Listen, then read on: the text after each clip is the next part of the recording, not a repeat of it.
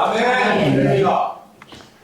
오늘 제가 어떤 내용으로 말씀을 드리려고 생각하고 있어요? 우물가의 여인, 우물가의 여인에 대해서 우리 말씀을 좀 살펴보도록 하겠습니다. 이 우물가에서의 여인에 대한 이야기는 제가 지난번에 구약의 하갈에게 예수님이 오셨잖아요. 그래서 술길 옆에 샘물 옆에서 이제 하갈을 만나셨는데 하갈이 뭐라고 그랬어요? 내가 아주 감찰하시는 하나님을 배웠게 됐다. 이렇게. 그래 하갈이 참 애굽의 종으로서 여종으로서 아브라함에 있다가 이제 그가 아브라함의 아들을 낳게 됐잖아요. 이름이 뭐예요? 이스마엘. 근데 임신한 것을 알고 난 다음에 이 하갈이 좀 우쭐해졌어요. 그래서 아주 그 주인 사레에게 아주 대등하게 하려고 하고 좀 무리하게 행동하고 그런 바람에 그냥 거기에서 그냥 떠날 수밖에 없게 됐죠. 도망가게 됐죠. 하갈의 이름이 뭐라고 그랬어요? 이름의 뜻이? 하갈의 이름의 뜻이 바로 아람어로 도망자라고 그랬잖아요. 이 도망하는 하나의 종이죠. 요 종이 있지만은 우리 주님께서 그를 만나러 오셨잖아요. 그래서 하갈을 만나신 것처럼 이제 신약에서는 이 수가의 성에서 그 야곱의 우물이 있는데 바로 이 야곱의 우물에 누가 오셨어요? 예수님 왜 오셨을까? 오늘 말씀 보면 알겠지만은 바로 이 사마리아 이 여인을 만나시려고 예수님 오신 거예요. 구약에서 바로 하갈을 만나러 오셨던 예수님, 바로 이 야곱의 우물가에서 수가의 사마리아 여인을 만나시려고 한 거예요. 그래서 오늘은 예수님과 이 사마리아 여인에 대해서 우리 말씀을 좀 살펴보도록 하겠습니다. 하갈에게 예수님이 나타나신 것처럼 이제 야곱의 우물가에서 예수님은 사마리아 여인을 만나러 오셨습니다. 요한복음 4장 2절로 6절에 있는 말씀 다 같이 읽을까요? 시작. 예수께서 유대를 떠나서 다시 갈릴리로 가실새 사마리아로 동행하여야 하겠는지라. 사마리아에 있는 수가라는 동네에 이르니 거기 또 야곱의 우물이 있더라. 예수님께서는 당시에 유대인들이 부정하게 여겨서 의도적으로 우회하던 이 사마리아 땅을 일부러 친히 방문하셨어요.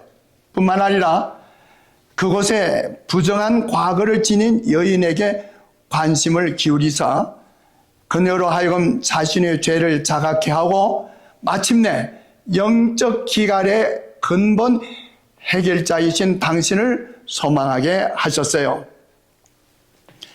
유대에서 갈릴리로 가는 길은 세 길이 있어요. 이 해변으로 가는 길과 또 요단강 동편에 있는 베레아를 통과하는 길, 그리고 사마리아 중심부를 가로질러 가는 길입니다. 그 중에 이 사마리아를 통과하는 길이 가장 짧은 시간에 갈 수 있는 길이었어요. 그래서 이 갈릴리를 지름길로 가려면 사마리아를 통과해야 했습니다. 그러나 사마리아에 대한 유대인의 나쁜 인식 때문에 이 완고한 바리새인들은 사마리아 사람들과의 접촉을 피하기 위해 일부러 요단강 넘어 베레아를 통과하는 먼 길로 돌아서 갔었습니다. 그래야 이러한 민족적인 큰 명절을 지키기 위해서 예루살렘으로 여행하려는 갈릴리 순례자들은 요단 계곡을 지나는 더 먼 우회 도로를 선호했어요. 이제 한번 우리 이제 지도를 볼까요?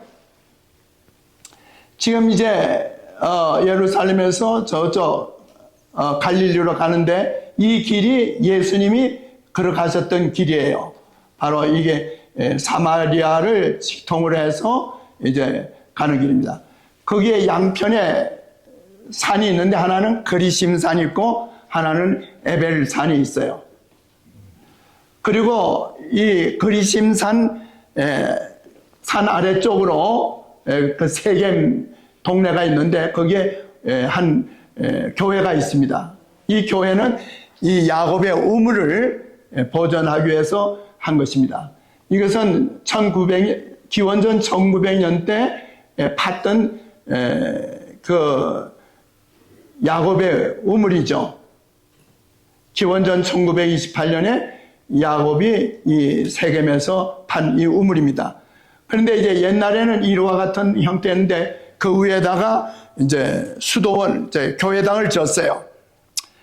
그래서 예수의 생애와 관련된 장소들 가운데 이 우물보다 더 확실하게 밝혀진 곳이 없어요.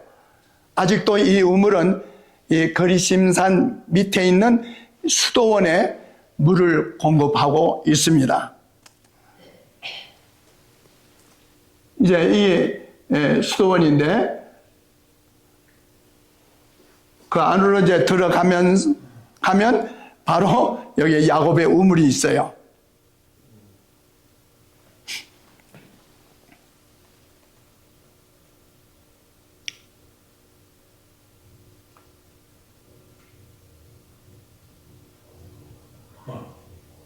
예, 실제로 야곱의 우물인데 이제 두레박으로 지금도 이제 두레박으로 물을 퍼요.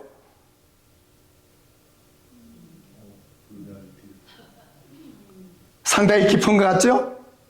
야곱의 우물이. 이제 여기에서 예수님이 누구를 만났어요? 사마리아 여인을 만났죠. 이 야곱의 우물은 한 25m 정도가 되는데 그 밑에 약 10m는 자연석이었고 우회로 이제 15m 정도를 이제 쌓아 올렸어요. 그래서 그런데 이 우물이라고 하는 이름이 프레알이라고 이제 헬라어로 되어 있는데 이 프레알이라고 하는 말은 생수가 솟아나는 우물이 아니라 빗물이 스며들어 괴는 저수우물이에요. 그러니까 이제 그 야곱의 우물이 좋긴 하지만 그 물이 땅에서 솟구치는 생수는 아니었다 이 말이에요. 하여간 요한복음 4장 6절에 야곱의 우물이 있더라. 예수께서 항로에 권하여 우물 곁에 그대로 앉으시니 때가 몇 시라고요? 제6시쯤 되었더라. 이제 유대 시간인데 그것은 오늘날 정오예요. 시대의 소망에 보면 예수께서 갈릴리로 가시는 길에 사마리아를 지나셨다. 예수께서 아름다운 세겜 골짜기에 이르신 것은 언제였다고요? 정오 때였다. 이 골짜기 어구에 야곱의 우물이 있었다. 예수께서는 여행에 피곤하셔서 당신의 제자들이 양식을 살아간 동안 쉬기 위해서 이곳에 앉으셨어요. 이 아침과 저녁은 대개 물 깃는 시간이라고 창세기 24장 11절에 보면 저녁 때 물길로 여인들이 나온 얘기가 있어요. 때문에 이 사마리아 여인은 많은 사람이 물길로 오는 시간을 피해서 언제 왔다고요? 정오에 대낮에 물길로 나왔어요. 왜 그랬을까? 예, 이 사마리아 여인은 여러 사람들에게서 피한 거예요. 예수께서 우물가에 앉아 계셨을 때 그는 허기와 갈증으로 피곤하셨다. 아침부터 먼 여행을 하셨고 이제는 정오의 태양이 그에게 내려 쪼이고 있었어요. 그의 갈증은 바로 이 우물물이 바로 옆에 있는데도 마실 수 없다는 생각으로 더 갈증을 느끼셨죠. 예수님이 육신으로 오셨으니까. 예수님께서는 뭐 두레박도 없었고 우물은 어떻다고요? 깊었습니다. 그래서 요한복음 4장 7절에 보면 사마리아 여자 하나가 물을 길러 왔음에 홀로 온 거예요. 동네 여인들하고 같이 온 게 아니죠. 혼자 왔어요. 그때 예수께서 물을 좀 달라 하셨어요. 이 한 사마리아 여인이 다가와서 그리스도가 계시는 것을 알지 못한 듯 그의 물 항아리를 이제 물을 다 담았어요. 이제 두레박으로 퍼서 담고 그가 돌아서려고 할 때 예수께서는 여인아 물 한 모금 달라 이렇게 물을 청하시는 거예요. 그 당시에 동방에서는 목이 마른 나그네에게 물을 대접하는 것은 아주 신성한 의무로 여겼어요. 그래서 아랍인들은 일부러 이런 선행을 하려고 길가에 나가가지고 나그네들에게 물을 주기도 하고 그래요. 그 여자는 예수가 누구인 것을 알았어요? 유대인인 것을 알았어요. 이 낯선 행인이 보니까 사마리아 동네 수가 도성의 사람은 아니고 지나가는 사람인데 그 차림이 보니까 유대인이에요.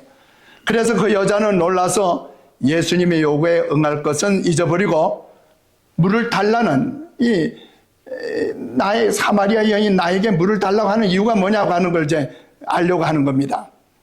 요한복음 4장 9절 다 같이 읽읍시다. 시작. 사마리아 여자가 가로되 당신은 유대인으로서 어찌하여 사마리아 여자 나에게 물을 달라 하나이까 하니 이는 유대인이 사마리아인과 상종치 아니함이로라. 이 사마리아인에 대한 그 편견은 기원전 722년에 북방 이스라엘이 이제 멸망하는 해였죠. 남방 유다는 605년에 남방 예루살렘이 멸망당했지만은 일찍이 북쪽 이스라엘의 수도 사마리아가 파괴되고 멸망당한 건 몇 년이에요? 기원전 722년이에요. 그 다음에 이제 이 사마리아 지역에 남아있던 유대인들과 또 이 아수리아 사람들이 그곳에 이제 몰려와서 살았어요. 그러니까 유대인 외 이방인들이 와서 여기에 이제 자연적으로 혼혈이 생긴 것입니다. 그래서 이 사마리아 지역에 거주한 사람들은 이방인과 결혼한 호련인들이에요.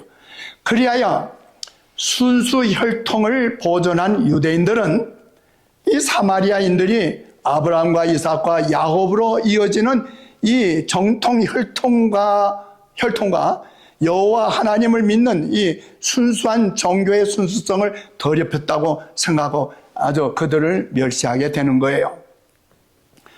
이 예루살렘의 성전이 에스라의 시대에 이제 재건되었죠.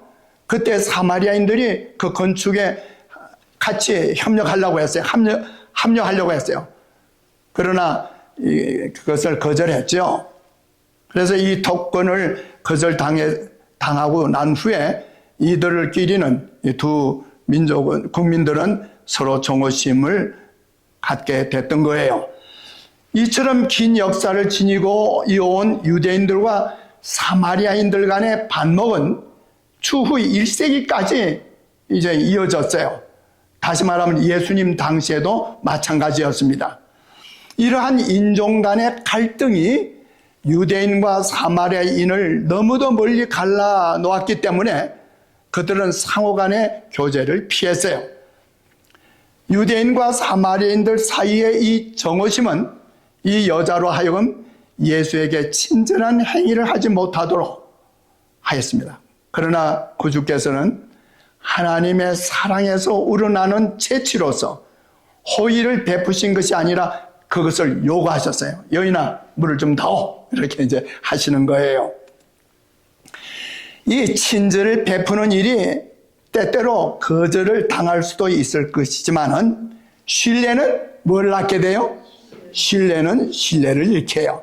우리가 어떤 사람들을 대할 때 그 사람을 신뢰하면 그 사람에게로부터 또 신뢰를 받게 돼요. 맞아요? 우리가 상대방을 다 불신으로 자꾸 이게 불신하게 생각하면 그 사람도 나를 불신할 수도 있겠죠. 이 하늘의 왕께서는 이 버림받은 영혼에게 와서 그의 손으로 하는 봉사를 요구하셨던 거예요. 태양을 만드시고 깊은 바다를 통제하시며 땅의 물샘과 수를 여신 그분께서 이 야곱의 우물에서 그의 피곤을 푸시고 물 한 모금의 선물마저를 이 낯선 사람의 친절에 의존하셨던 거예요. 요한복음 4장 10절 다 같이 읽읍시다. 시작. 예수께서 대답하여 가라사대 네가 만일 하나님의 선물과 또 내게 물 좀 달라 하는 이가 누구인 줄 알았다면 네가 그에게 구하였을 것이고 그가 생수를 네게 주었으리라.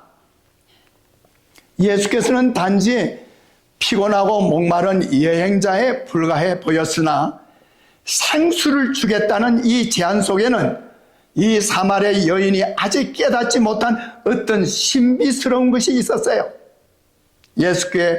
예수님에 관한 중요한 사실은 예수께서 유대인이었다는 것이 아니라 그는 하나님의 선물이라는 것입니다. 그러니까 이 사마리아 여인은 예수님을 향해서 당신은 유대인이요 라고 했지만 예수님 뭐라고 그랬어요? 나는 하나님의 선물이다.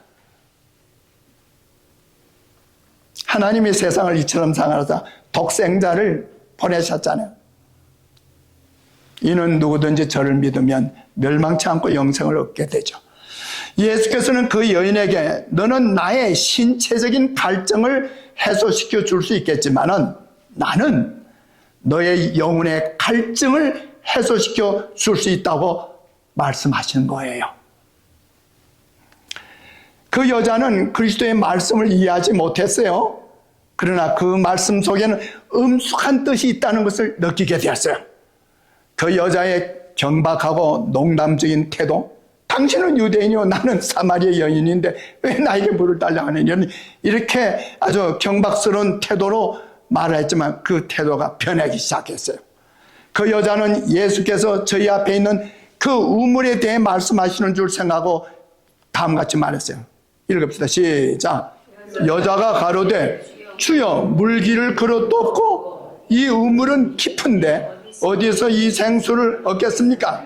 예수께서 내가 너에게 주는 생수라고 할 때 아직도 이 사마리아 여인은 야곱의 우물에 있는 물과 같은 그 물로 생각한 거예요. 다시 읽읍시다. 시작. 우리 조상 야곱이 이 우물을 우리에게 주었고 또 여기서 자기와 자기의 아들들과 짐승이 다 먹었으니 당신이 야곱보다 더 큽니까? 그렇게 이제 아주 이 사마리아 여인이 대꾸하고 있는 거예요. 그 여자는 자기 앞에 단지 목이 마르고 여행에 피곤하며 먼지가 묻은 한 나그네를 보았을 뿐이었습니다. 그 여자는 마음속으로 예수님을 존경받던 부조 야곱과 비교했어요. 그 여자는 다른 어떤 우물도 그 야곱의 조상이 만들어 놓은 것과 비할 수 없다고 그렇게 그 당시에 사람들이 생각한 것처럼 생각하고 있었던 거예요.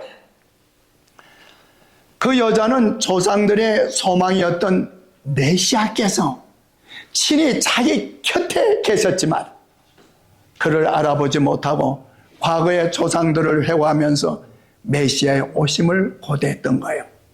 무슨 말씀인지 아시죠? 바로 야곱이 누구를 고대하고 있었어요?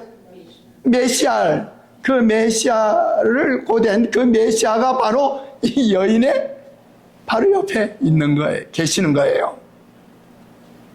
요한복음 4장 13절 예수께서 대답하여 가라사대 이 물을 먹는 자마다 다시 목마르리니와. 그래 이제 예수께서 이제 그 여인에게 사마리아 여인에게 천국을 찔러서 말씀하시는 거예요. 자, 이 물을 먹는 자, 이 물이 어떤 물일까요? 사마리아 여인에게 있어서는 남편으로 생각했던 몇 남자? 다섯 남자들을 가리킬 수도 있었고, 인간들의 욕구를 채워주는 재물이나 명예나 지식이나 권력, 그리고 쾌락 등을 의미할 수 있는 겁니다. 이 물이 무슨 물이라고요? 사마리아 여인에게는 남편이었지만은 오늘 우리에게는 뭐가 될 수 있어요? 재물이 될 수 있고, 명예가 될 수 있고, 지식, 권력, 쾌락 등이 될 수 있는 거예요. 맞습니까? 아멘 하시겠어요? 즉 이 우물물이 세상적인 욕망들을 순간적인 갈증의 해소나 충족감을 주겠지만은 일시적으로는 우리에게 해가를 주죠. 그러나 궁극적으로는 영혼의 갈증을 해결해 주지 못하는 것입니다. 아멘 하시겠어요? 오늘 이 세상의 모든 것들이 우리에게 어떤 욕구를 간단하게 잠시는 욕구를 충족시켜 줄 수 있지만은 우리 짧은 인생 몇십 년도 100년도 채 살지 못하고 죽어가는 우리 인생에게 전도서에 있는 말씀 보면 사람들의 마음속에 영원을 사모하는 마음을 주셨다고 그랬어요. 오늘 우리가 영생을 사모하는 우리에게 필요한 것이 이 땅의 재물일까요? 이 땅의 명예일까요? 이 땅의 어떤 것들이 우리에게 영원한 영생의 구원을 줄 수 있습니까? 이 물을 마시는 자는 궁극적으로는 너희가 원하는 문제를 해결하지 못해. 그러나 내가 주는 물은 생수다 라고 말씀하신 거예요. 요한복음 4장 14절 읽읍시다. 시작. 내가 주는 물을 먹는 자는 영원히 목마르지 아니하리니 나의 주는 물은 그 속에서 영생하도록 솟아나는 샘물이 되리라. 아멘 하세요. 예수님께서 주시는 물이 여기에 두 분이나 마르지 않았어요? 영원히 목마르지 아니하고 영생하도록 솟아나고. 너희가 야곱의 우물에서 먹는 물은 일시적인 물이다. 일시적인 거지만 내가 줄 물은 영원한 물이다. 영생을 약속하신 말씀이에요. 영생을 주시겠다는 거예요. 이 물 어디 갈급해야 돼요? 안 해야 돼요? 예. 우리의 마음속에 영원을 사모하는 마음을 주셨다고 그러지 않았어요? 우리 모두에게는 다 영원을 사모하는, 영생에 사모하는 마음이 갈증이 있는 거예요. 이걸 뭘로 얻을 수 있을까요? 그래서 4장 15절 보니까 여자가 가로되 주여 이런 물을 내게 주사 목마르지도 않고 또 여기에 물길로 오지도 않게 하옵소서. 그럼에도 여전히 이 사마리아 여인은 이 예수님이 하신 생수의 본뜻을 깨달았어요? 못 깨달았어요? 못 깨달으니까 뭐 조금 야곱의 우물물보다 좋은 물인데 큰 물을 마시면 목마르지 않는다고 하니까 그러면 나중에 물길로 오지 않고 그러면 좋지 않을까? 아직도 우리가 신앙생활을 오랫동안 하면서 아직도 이와 같은 처지에 우리의 신앙을 하고 있는지 몰라요. 맞아요? 뭐가 조금 좋은 것 같기도 한데 이 신앙생활이 참 우리의 믿음 생활이 필요한 것 같은데 그러나 아직도 이 세상의 것들과 혼합시키고 있는 거예요.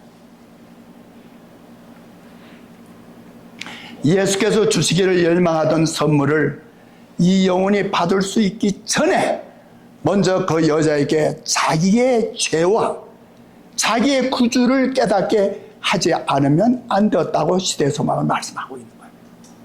이 사마리아 여인에게 이 진정한 생수를 깨닫기 위해서는 먼저 이 여인의 자신의 죄를 깨달아야 된다. 죄의 값은 사망이잖아요. 그러므로 인해서 자기를 구원할 구주의 필요성을 깨달아야 돼요. 그녀는 아직도 자기가 무심코 요청했던 생수를 받을 만한 준비가 되어 있지 않았습니다. 그녀에게는 먼저 제거되어야 할 고여있는 죄의 생애의 물이 있었어요. 새로운 의의 생명이 시작될 수 있기 전에 이 죄악의 옛 생애가 청산되어야 했던 거예요. 요한복음 4장 16절 10절 다 같이 읽읍시다. 시작. 가라사대 가서 내 남편을 불러오라. 여자가 대답하여 가로되 나는 남편이 없나이다. 예수께서 가라사대 네가 남편이 없다는 말이 어떻다고요? 옳도다. 또 다음, 네가 남편이 몇이나 있었으나 5이 있었으나 지금 있는 자는 내 남편이 아니니 네 말이 참되도다. 봐요, 예수님께서 이 사마리아 여인이 말한 말에 대해서 너 왜 거짓말하니? 이게 하지 않으셨어요. 옳도다. 네가 말하는 게 참되구나. 이 말은 뭐예요? 이 여인이 뭘 부인한 거예요? 비단 그가 남편이라고 생각하고 남자를 5이나 가라하면서 살아왔지만은 그에게는 진정한 남편이 없었던 거예요. 무슨 말인지 아세요? 그래서 이 여인은 그와 함께 살지만은 내 남편이 아니라고 하는 걸 진정한 남편으로 생각하지 못했던 것처럼 우리가 이 땅에서 살아가는 모든 것들, 조금 전에 제가 말씀한 재물이라든가 권력이라든가 명예라든가 이 세상의 어떤 쾌락이라 향락이라든가 이런 것들이 진정한 우리의 남편이 될 수 없어요. 바람이 될 수 없다는 사실입니다. 그래서 우리도 이 사마리아 여인처럼 솔직한 고백을 하세요. 아멘이세요? 내게는 정말 만족이 없습니다. 내게는 진정한 생수가 없습니다. 라고 말을 해야 돼요. 덮고 있던 여자는 떨었어요. 지금 신비한 손이 그 여자가 살아온 역사의 페이지들을 넘기면서 그 여자가 영원히 숨겨두기를 바라던 사실을 눈앞에 전개시키고 계신 거예요. 그 여자의 생애의 비밀을 뚫어보실 수 있는 이분은 누구신가? 그 여자의 마음속에는 영원한 것과 지금은 숨겨져 있는 모든 것이 드러날 미래의 심판에 대해 생각하게 된 거예요. 그 빛 속에서 양심은 눈을 뜨게 됐던 거예요. 그 예수님과 함께 십자가에 달렸던 강도가, 한 강도는 당신이 바로 왕이면 우리 이곳에 내려와서 나도 살고 당신도 살면 어떻겠느냐. 그때 한 강도는 뭐라 했어요? 우리는 동일한 죄로 죽어 마땅하지만은, 그러면서 뭐라고 그랬어요? 그는 하나님을 두려워하지 않느냐. 하나님을 두려워하여. 마찬가지로 이 여인은 드디어 자기 죄악을 깨닫고 그가 양심의 가책을 받으면서 미래 하나님의 심판을 생각하게 됐던 거예요. 예수께서는 자기가 그 여자의 생애 비밀을 통찰하셨다는 것을 그녀에게 확신시키신 거예요. 그 하갈도 뭐라고 그랬어요? 하갈도 뭐라고 그랬죠? 예수님을 뵙고서 뭐라고 그랬어요? 내가 나를 뭐 하시는? 나를 통찰하시는 하나님을 배웠다.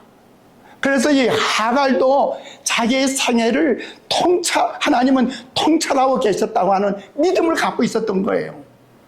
하갈이나 이 사마리아 여인이나 하나님이 계시는 걸 알고 있었고 하나님의 심판도 생각하고 있고 자기의 죄된 생애도 생각하면서 드디어 자기의 생애를 감찰하시고 아시는 분이 계시다는 걸 이제 그 야곱의 우물가에서 그 낯선 행인이지만 그 예수님을 딱 봤을 때 이분이 도대체 누구야? 내가 숨겨놓은 비밀을 다 알고 계셔. 이건 하나님 외에는 하실 수 없는 일인데. 그러나 그럼에도 불구하고 그 여자는 그 행인이 자기를 불쌍히 여기고 사랑해주는 친밀감을 느끼게 된 거예요.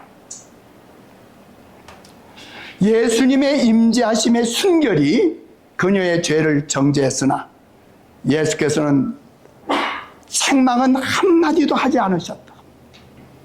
이거예요. 그 말할 수 없는 죄인이라 할지라도 예수님은 그 여인에 향해서 뭐 했어요? 한마디의 책망이나 비난을 하지 않으셨어요. 영혼을 소생시킬 수 있는 당신의 은혜에 대해 말씀하시고 계시는 거예요. 그 여자는 예수님의 신분에 대해 어느 정도 이제 깨닫기 시작하는 거죠. 혹시 이분이 오랫동안 기다려오던 메시아가 아니실까 하는 의문이 그 여자의 마음속에 일어났어요. 와, 이 사마리아 여인이 누구에 대해서 생각하고 있었어요? 메시아? 그래서 요한복음 4장 19절 20절 다 같이 읽읍시다. 시작. 여자가 가로되 주여 내가 보니 선지자로소이다. 우리 조상들은 이 산에서 예배하는데 당신들의 말은 예배할 곳이 예루살렘에 있다 하더이다. 그녀는 영리하게도 그녀가 드러내기를 원하지 않은 자신의 죄된 생애를 회피하고 종교적인 문제로 돌렸어요. 이는 잘못이나 죄를 지적받은 사람들이 그러하듯이 그녀도 그렇게 대화해서 피하는 거예요. 예수께서는 그 여자가 자기의 원하는 대로 화제를 이끌고 가는 것을 참을성 있게 허용하셨어요. 그동안 예수께서는 그 여자의 마음속에 다시 진리를 전해줄 기회를 살피시고 계신 거예요.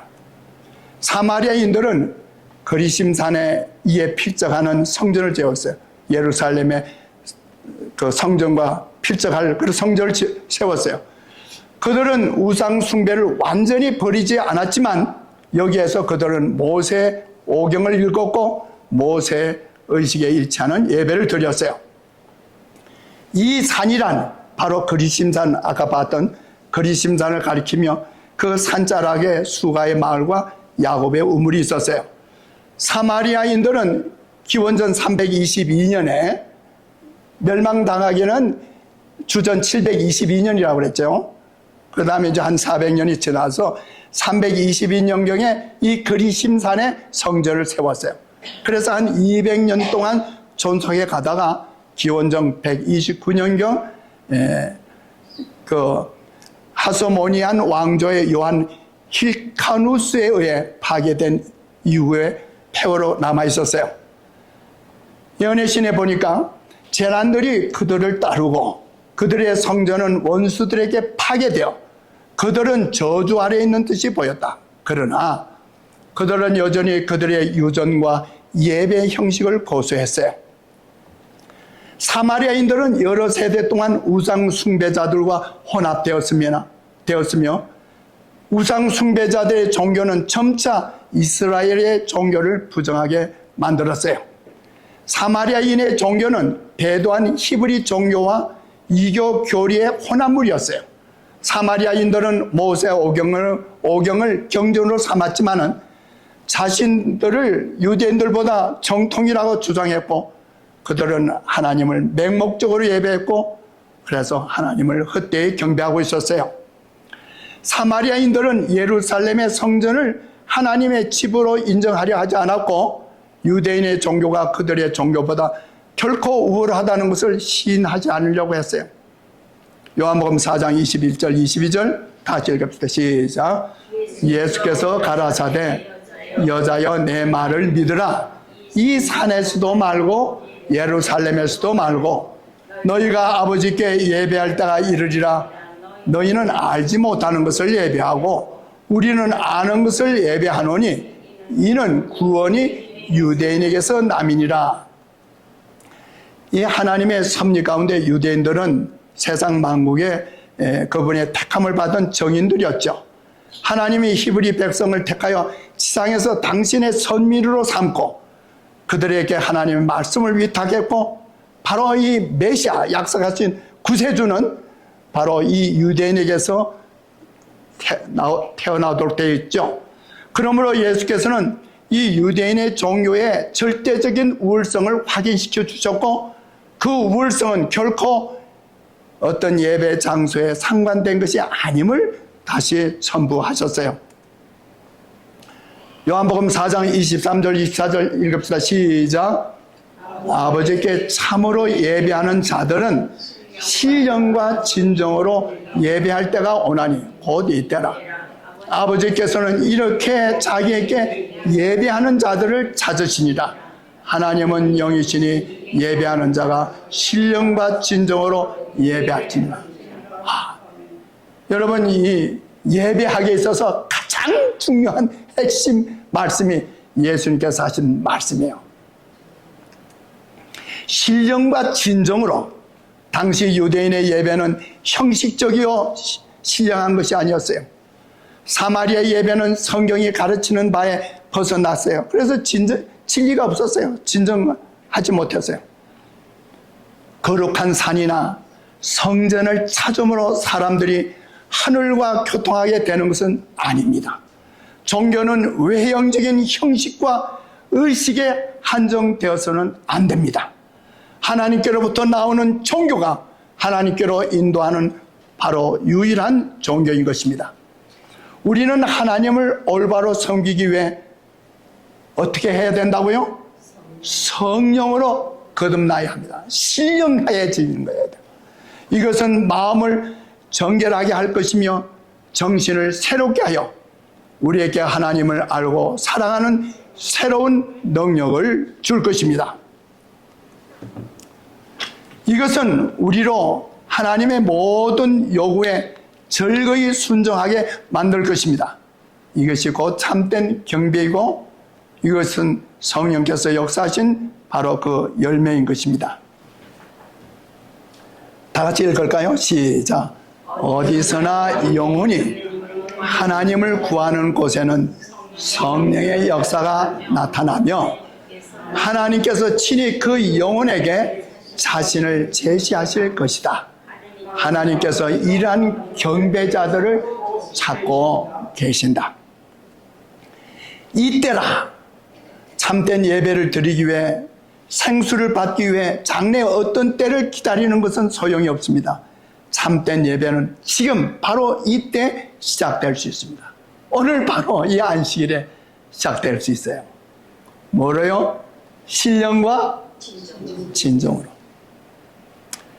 그리고 중요한 것은 예배하는 장소가 아니라 신령과 진정으로 예배하는 것입니다.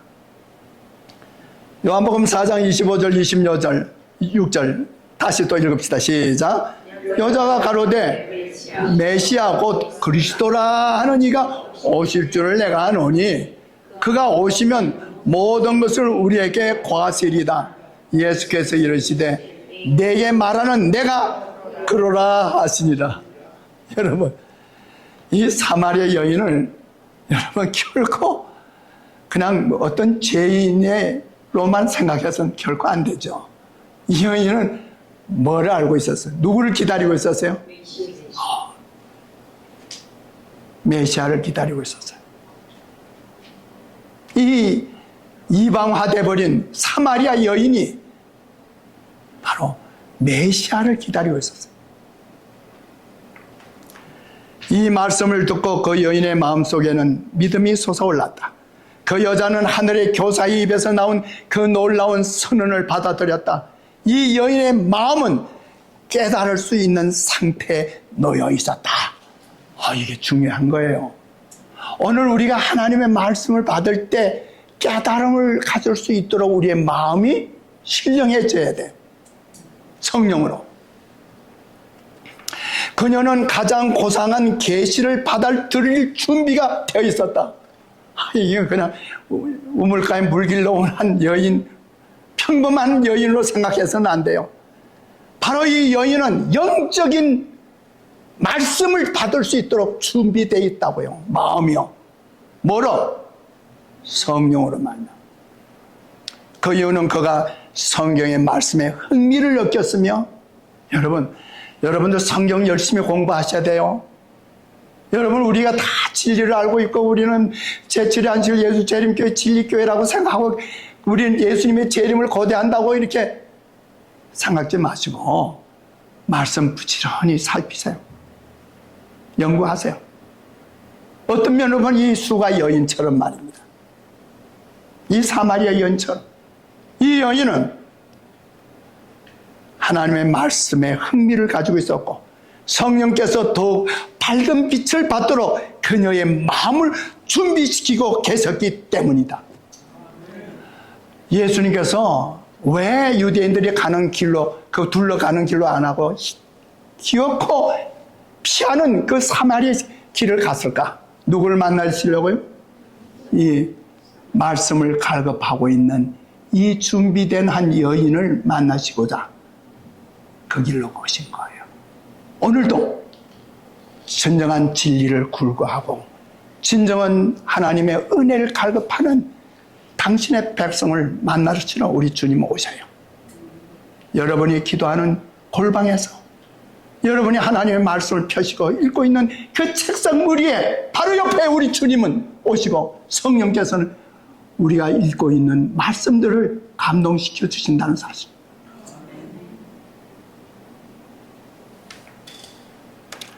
그녀는 신명기 18장 15절 거기 메시아에 대한 얘기가 있죠. 한 선지자를 보리라, 나 같은 선지자를 보리라, 이 약속을 연구하였었다. 성경 열심히 공부했어요. 그녀는 이 예언을 이해하기를 갈망하였다. 빛은 이미 그 여자의 마음을 환히 비춰주고 있었다. 그리스도께서 모든 목마른 영혼에게 주시는 영적인 생명인 생명수가 그녀의 마음속에서 솟아나기 시작했다. 이 경험이 오늘 우리에게 있어야 돼요. 오늘 우리에게 몇 년 동안 신앙생활 하는 것이 중요한 게 아니에요. 우리가 목사요, 장로가 중요한 게 아니에요. 오늘 다시 한번 우리는 우리의 마음을 겸손히 하고 마음을 열고 신령과 진정으로 하나님께 예배할 수 있도록 하나님 말씀을 추구해야 돼요. 그런 자들에게 성령께서 역사해 주신 거예요. 요한복음 4장 28절로 30절을 읽읍시다. 시작. 여자가 물동이를 버려두어 동네에 들어가서 사람들에게 이르되 나의 행한 모든 일을 내게 말한 사람을 와보라. 이는 그리스도가 아니냐 하니 저희가 동네에서 나와 예수께로 오더라. 여러분, 이 사마리아 여인이 제가 믿기로는요, 그리스도는 헬라어로 왕이란 뜻이고 메시아는 히브리어로 왕이라, 기름 부음을 받은 왕이란 뜻이죠. 내가 왕이, 약속하신 왕이 오시라고 제가 믿고 있는데요, 그분이 오시면 아마 우리를 잘 인도해 주실 거예요. 이런 거예요. 그러니까 예수께서 뭐라 그랬어요? 네가 말하는 그가 바로 나다. 여러분, 이게 얼마나 놀라운 사실인지 아세요? 예수님께서 당신이 직접 내가 메시아다, 내가 왕이다, 내가 그리스도다 라고 직접 예수께서 말씀하신 것이 이 수가 여인에게 처음이에요. 제자들에게도 그렇게 않으셨고 다른 5,000명이나 떡을 먹고 있던 그 수많은 사람들 앞에서 그렇게 하지 않으셨어요. 니고데모에게도 그러지 않으셨어요. 예수께서 이 수가의 이 사마리아 여인에게 네가 바라고 있는 메시아가 나다. 그 다음으로 예수께서 당신이 메시아임을 나타낸 게 언제예요? 마가복음, 우리 공부하잖아요. 마가복음 15장에 보면 4번 나와요. 다 누구를 통해서? 빌라도를 통해서. 빌라도가 네가 유대인의 왕이냐? 하고 예수께 물었죠. 그때는 예수께서 뭐라 그랬어요? 내가 그렇다. 그 이후에는 제사장들이나 바리새인들이나 어떤 서기관들이 무슨 막 질문해도 일체 예수님 입 다물고 계셨어요. 그런데 오직 누가? 빌라도가 당신의 왕이요? 메시아요? 그리스도요? 그래. 그 말씀. 여러분, 이 위대한 예수님이 당신을 메시아로 전가하시는 걸 누구에게 하셨다고요? 사마리아 여인. 사마리아 여인이에요. 그리고 이제 빌라도에게 말하세요. 그러니까 빌라도가 그 말을 듣고 난 다음에, 야, 너희들이 이 명절 때는 죄인을 하나를 놓아주라고 했는데 내가 바라바를 놓아주래. 이 메시아라고 하는 그리스도라는 이 자를 놓아주래. 그리고 두 번째 또 빌라도 입에서 말했어요. 그랬더니 뭐라고 그래요?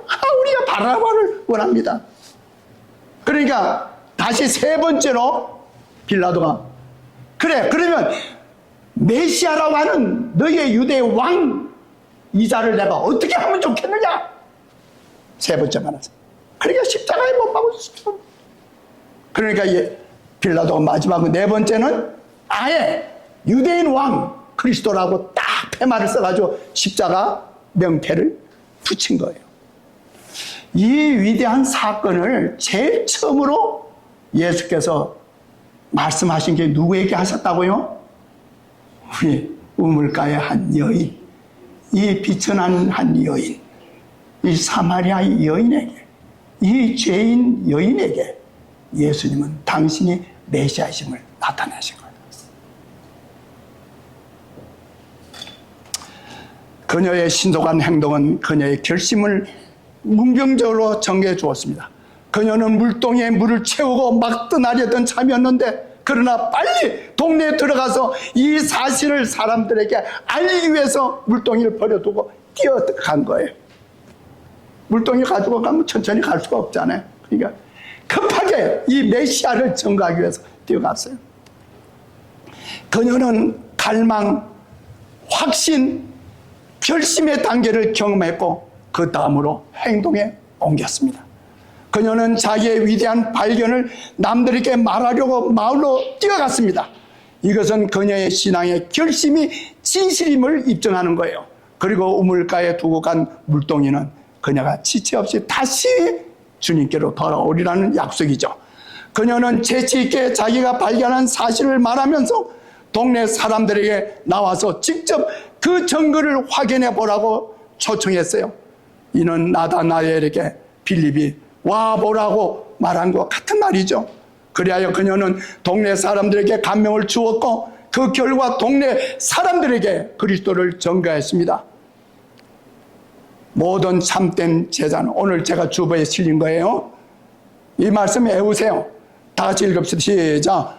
모든 참된 제자는 하나님의 나라의 선교사로서 태어난다. 생수를 마시는 자는 생명의 샘물이 된다. 받는 자는 주는 자가 된다. 여자의 말이 그가 나의 행한 모든 것을 내게 말하였다 정감으로 그 동네 중에 많은 사마리아인이 예수를 믿게 되었죠.